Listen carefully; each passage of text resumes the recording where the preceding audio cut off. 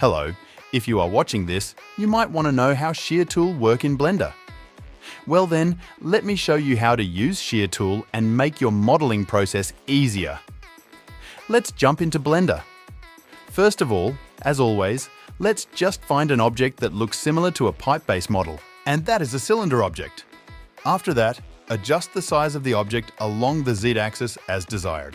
Next, switch to Edit mode, select the upper edge of the cylinder like this.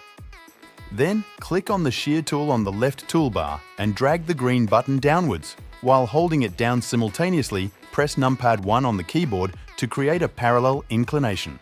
The next step is to press the E shortcut on the keyboard to extrude and press X to extrude it along the X-axis.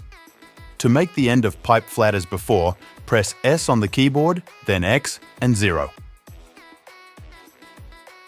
Now, right-click and give it Shade Auto Smooth, and then we're going to give a simple metallic material by switch to shading mode. Now create a new material, turn the metallic value into 1, and tweak your roughness value to make it less reflective. Switch to the Edit mode. Now, press Ctrl R to add edge loops like this. Then, press S and Z and 0 to make it flat.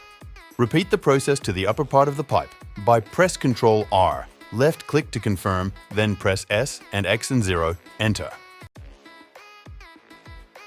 Now, switch the face selected mode, then select these part of the faces by pressing Shift and Alt, then click to faces like this. When these faces is selected, then press Alt and E, then choose Extrude along normals to extrude. Then the pipe is going to look like this. Back to the Edit mode, select this upper part of the faces, then press X, then faces to delete just those faces. Repeat to bottom one, select faces, press X, faces to delete. Now, like what we see here, that this pipe still have the hard edges around it. To bevel these edges, what we need to do is go to the modifier and add Bevel modifier. Increase the segments value into 5, but you can adjust those values to fit your model.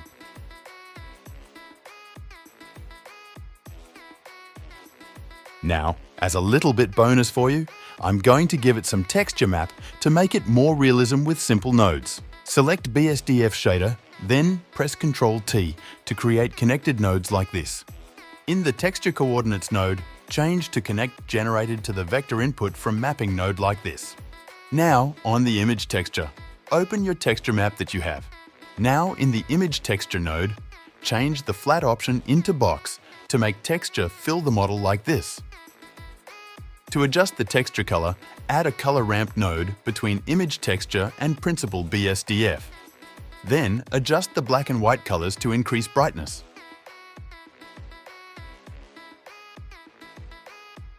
Now duplicate the image texture to add another texture map image for the bump. Add a bump node, connect normal to the normal input, and connect color to height. Add another color ramp node between image texture and bump node and move the white color slightly.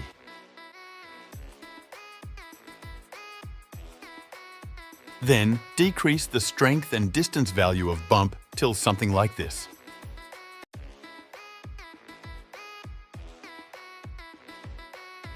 Duplicate this color ramp, connect the color to roughness input and adjust the color to something like this.